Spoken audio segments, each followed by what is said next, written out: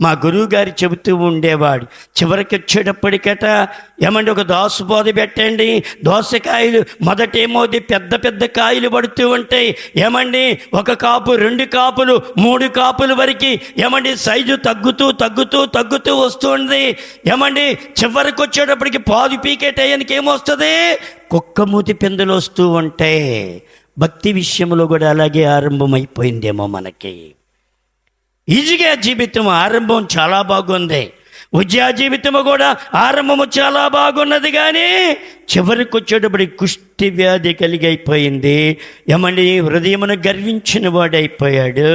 ఏమండి తానే స్వాగతించి బల్లర్పించడానికి వెళ్ళి కుష్టి తెచ్చుకొని తాను ఎన్నడిక దేవుని మందిరములో అడుగుపెట్టని వాడైపోయాడు. మన జీవితంలో అలాగ ఉండకూడదు.